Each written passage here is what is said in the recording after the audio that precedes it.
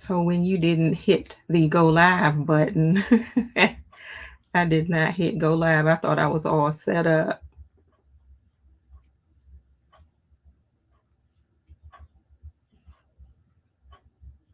Welcome, welcome, welcome to module 2.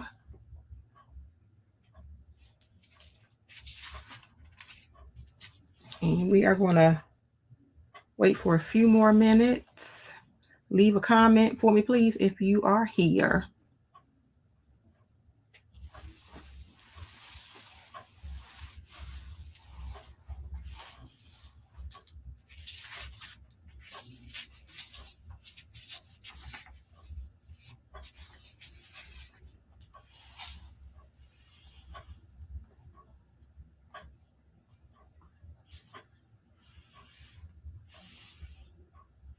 Hi, how are you? Welcome to the live stream today. Is your name Indecent Alicia?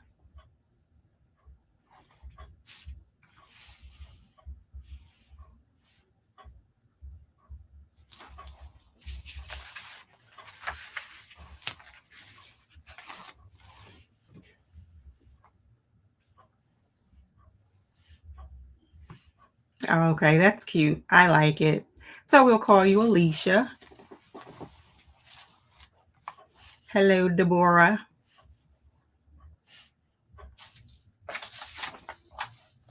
What do you all think? Wait for a few more minutes or go ahead and get started?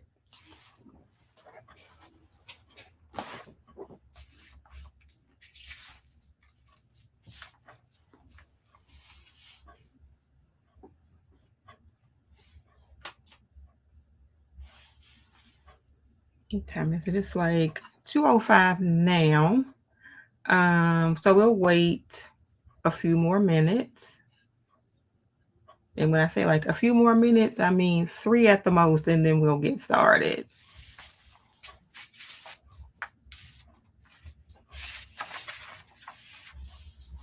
And I just wanted to thank you all for being here with me today.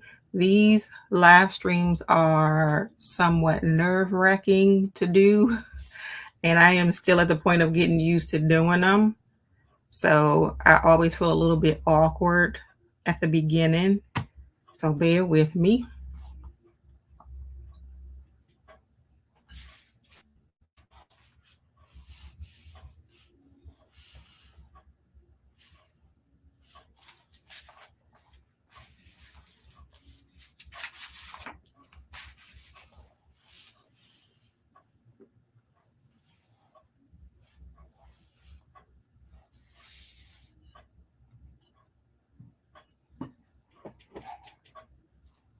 And sorry, y'all, I'm going to be like drinking tea because also my throat gets dry. So I'm not trying to be rude. I just need my tea.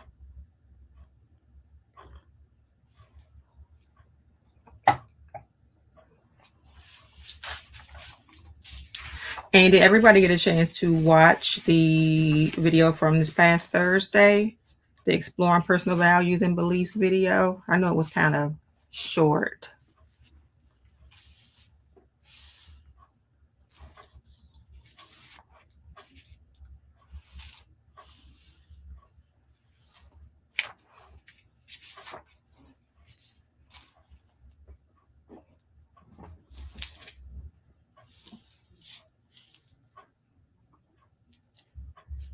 Thank you. Okay, so it's 2:07. I don't feel like waiting anymore, so we're going to go ahead and get started. I don't want to hold you all up from starting this video. So this is going to be sort of a recap of, well, sort of a discussion, I want to say, about module number 2, which was the Exploring Personal Values and Beliefs. And we touched on reflecting on life experiences, identifying and shifting limiting beliefs, and aligning actions and with personal values. There was sort of at the beginning of that video where it says you're scrolling through the movie reel of your life, And there's a scene where you ace the crazy project, and then there's one where you face the storm head on. Reflecting on those moments is not just reminiscing, it's understanding how these scenes shape your character. It's like being the director of your life and appreciating the epic tale you're living. So I thought we would kind of revisit that and see if you all could remember either something that you felt like you aced or something that was like a storm that you sort of made it through. And then sort of how you felt about it, like once it was all over. And immediately for me, I'm going to go ahead and get the ball rolling. I am going to go back to 2020 when my mother passed on, was it on a Friday? I can't remember. Well, she passed one day, and the next day my husband had like a major accident on his bike. So I was kind of dealing with those two sort of tragedies at the same time, and trust and believe I got no sleep and I was very tired, but I felt like I did a good job of managing both of those things at the same time and getting through it with my mind intact. So, just if you all can like briefly tell me like just something along those lines that you've been through and how you handled it.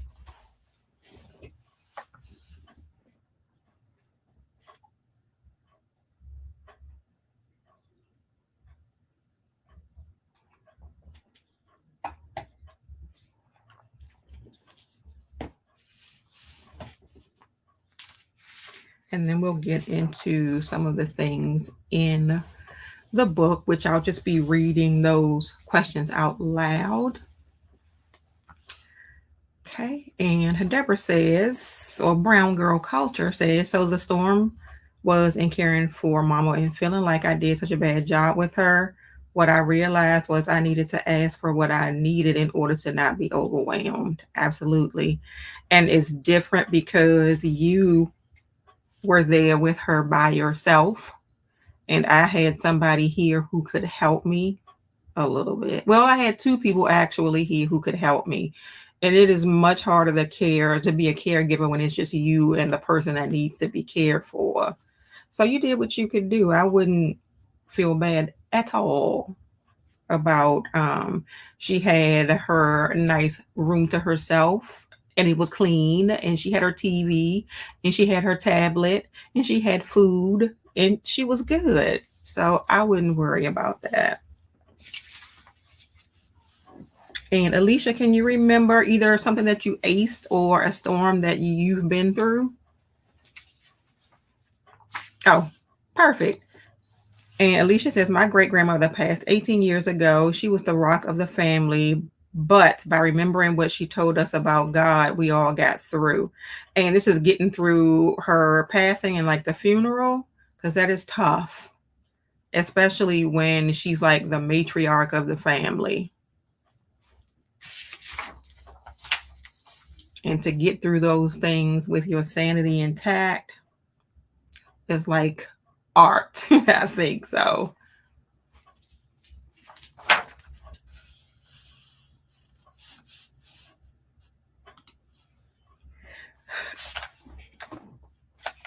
All right.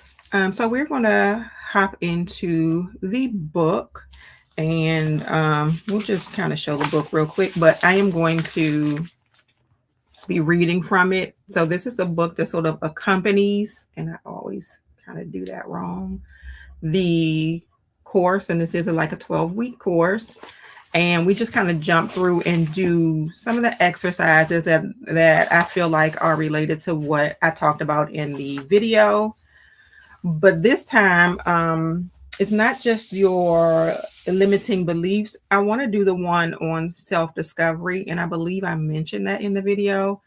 Okay. And Alicia says, the funeral didn't bother me. It was missing her. She was the life of the party. I completely understand that. I kind of remember thinking when my grandparents passed or before they passed, I'm like, I don't know how I am going to go on when they leave. And then when my grandfather passed first, but the first thing that popped into my mind was, what was my grandmother going to do with him not being there? But it took a while. You kind of have dreams about them. You think about them a lot. You cry a lot. But then as it went on, you just sort of start remembering like the fun times and the funny things that they used to do. So you still miss them, but it gets a little bit better. So I am going to jump into this. So this one is the self-discovery.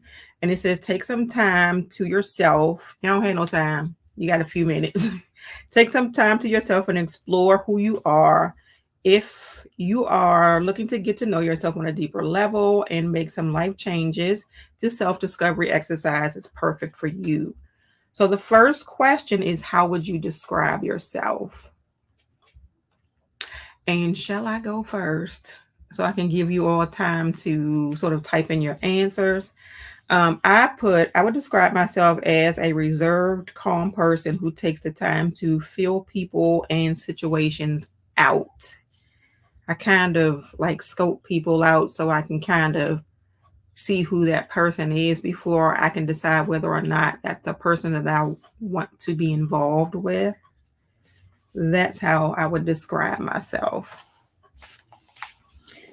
So we'll see how you all. I don't even just. It's funny too. I don't describe myself as somebody who likes to be the center of attention, yet I have a whole YouTube channel, which is funny to me. But then I just feel like I'm in my little bubble here and it's not so hard.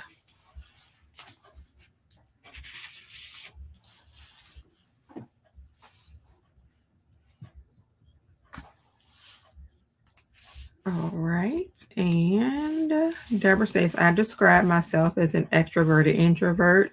You know, that's not the first time I've heard that term before. I can hold my own around people, but inside I'm screaming that I want to be alone. I kind of feel like that too. And it makes complete sense. It's like I'm around people when I need to be around people, but I'm happiest when I'm having my like personal time.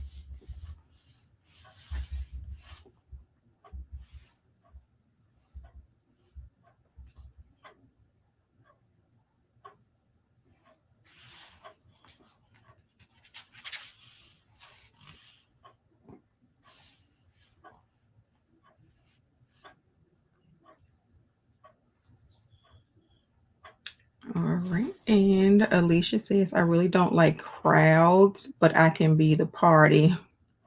So you kind of go both ways. Like you can be one or the other one. Understandable. I wish I could be parties, but I cannot. I cannot. The next question is, what makes you feel better when you are facing difficult situations? And I put, when I face the situation head on and develop the steps needed to handle the situation, is when I start feeling better about it. Instead of kind of letting it fester in the background and worry about it, I'd rather just do whatever it is I need to do to take care of it.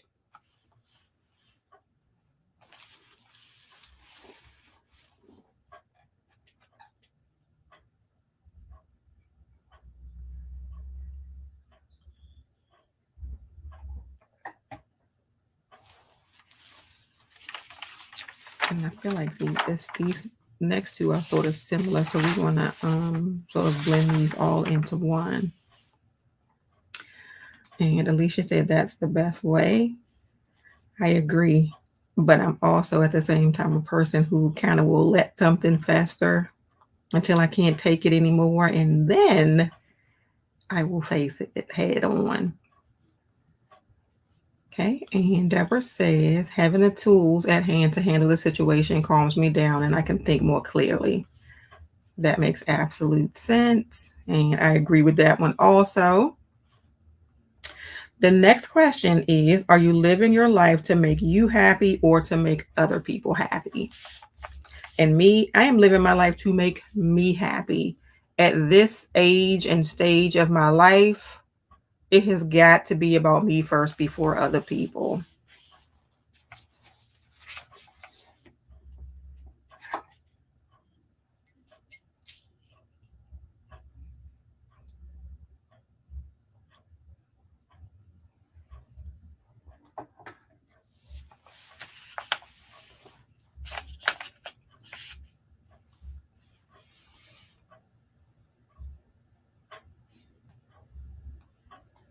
And Alicia says she is living her life to make her happy.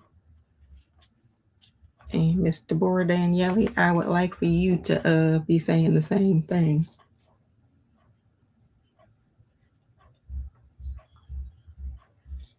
No, she says others. I haven't been able to separate wanting the best for people and also recognizing what I need. And I know what you're talking about. So do you feel like even with saying that you can't separate it, that you are still doing things that make you happy though, even with not being able to separate the two?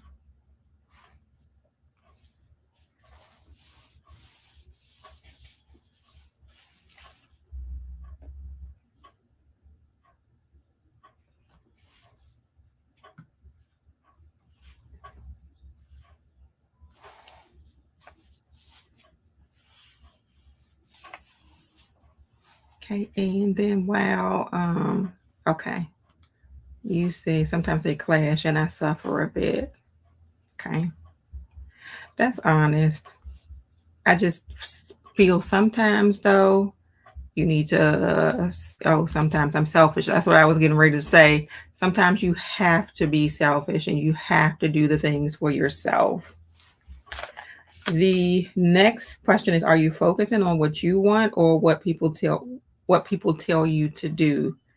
And again, right now I am focusing on what I want. Bump what other people tell me to do at this point.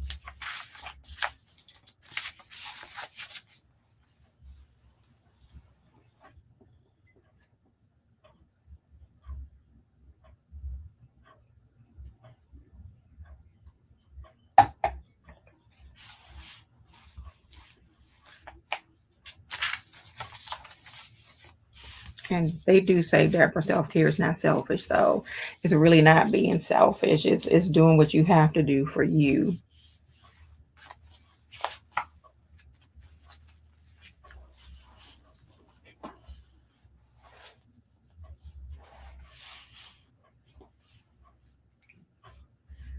And Deborah says, right now, I'm focusing on some things I want despite what other people may think, which is what you should be doing.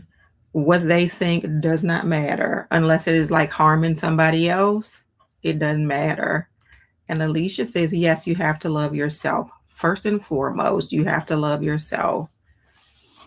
All right, so we are going to get into challenging self-limiting beliefs. So I am going to have you all now go ahead and think about some self-limiting beliefs that you have about you and kind of how you can change that into a positive affirmation.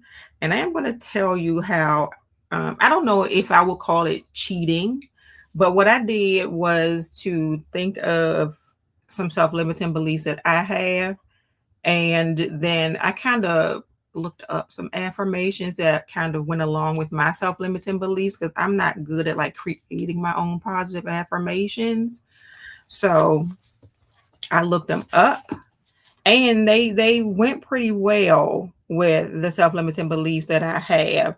So I'm going to go through the ones that I have. You all do not have to come up with all the ones that I have.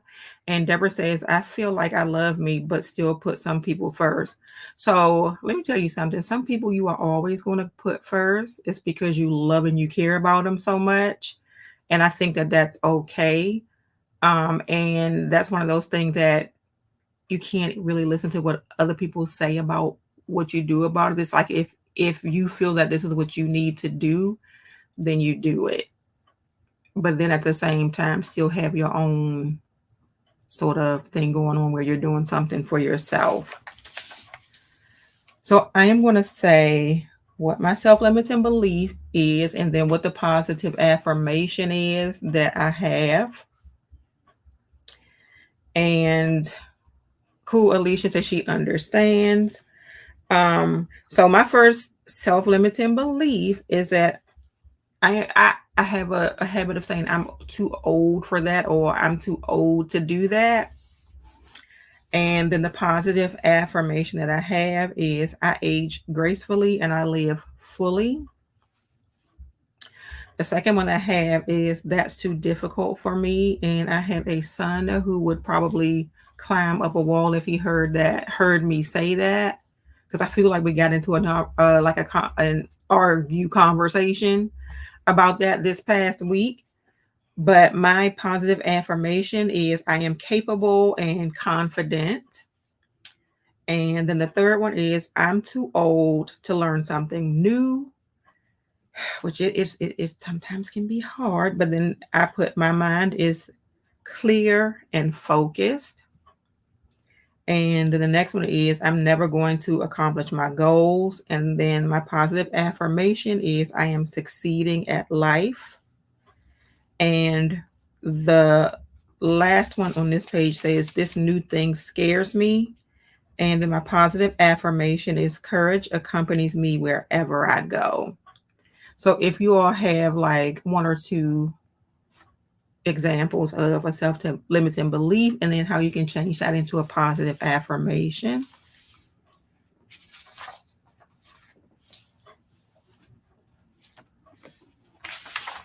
And I know it's hard. I know it's hard because I looked at this like, how am I supposed to do that?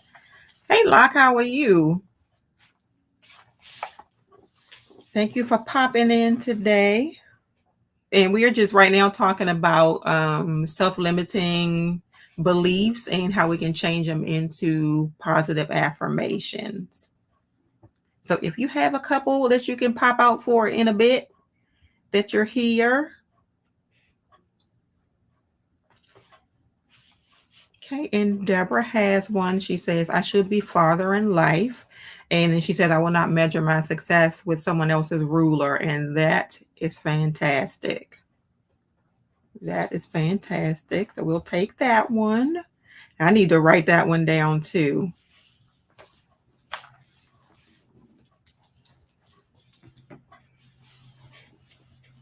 And then Alicia says she agrees, Deborah.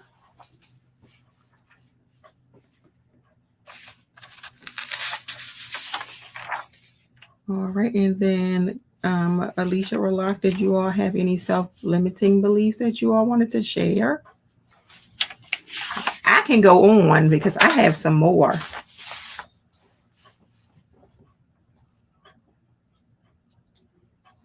But I think my next set of limiting beliefs, I kind of changed them into empowering beliefs. So it kind of goes on to like the mindset shift. I have such a hard time saying that, but it's the mindset shift.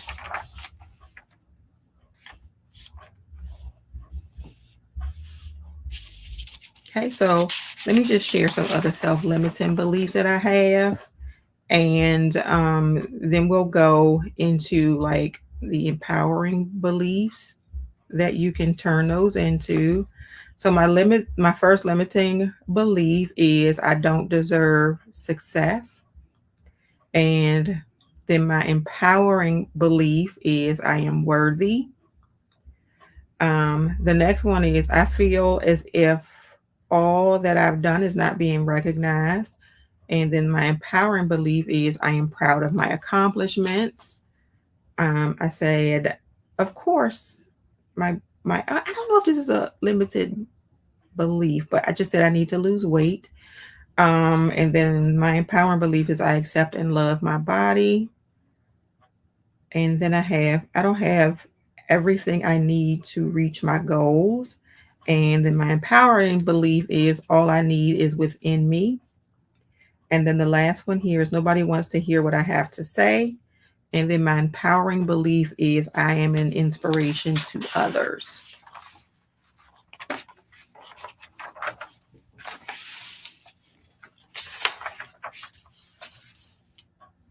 Okay, and then Deborah says, I am not a good mate. And then you said, with the right person, I will be able to blossom and give my all. That is great. And then Alicia says, I feel there is no need to compete. I am a winner regardless. And that is another one that I need to write down. That is a very good, empowering, believing in positive affirmation. And then Alicia also says, I feel that there is no reason to compete. No, hold up. Am I saying the same thing? Oh, it popped up twice. Yeah, it popped up twice. But we can say it twice then. I feel that there is no reason to compete. I am a winner regardless. That deserves to be repeated.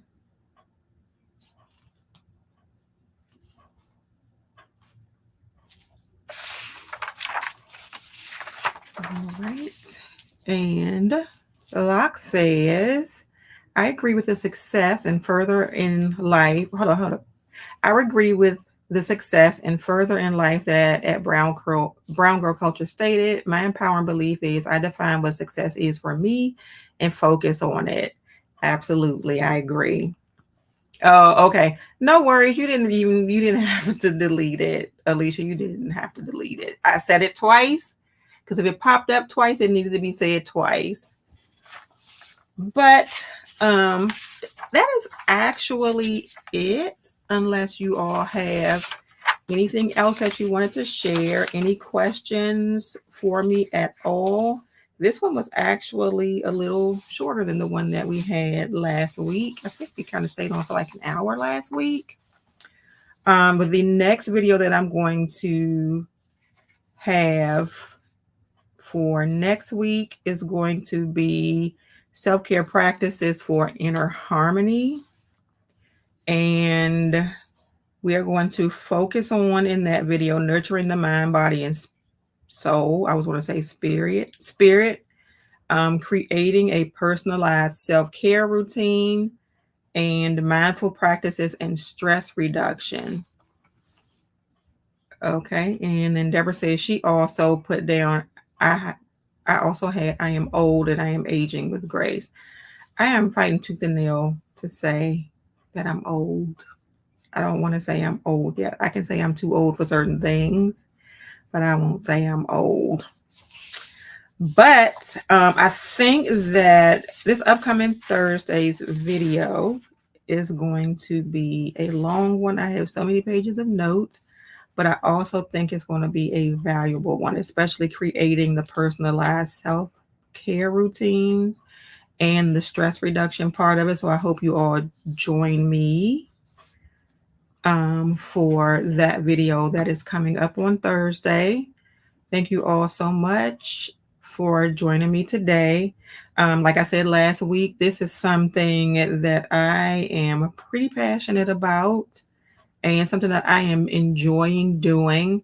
I feel like we all kind of need reminders every now and again that we need to focus on loving ourselves first, because without that, like they say, you can't love anybody else. And then Locke says, I don't mind being old. I just don't want to feel old. So let me tell you about that. The way my body is set up, it definitely feels old, but I don't want the looking old to accompany how I feel. I want to look like I'm young and vibrant, even if I feel like this whole body is breaking down. But I absolutely, I can understand what you're saying, and Alicia understands it, and Deborah understands it too. So I guess that's a good one, but I want both. Can you want both? Can you want everything to look young and feel young at the same time? Because that's what I want.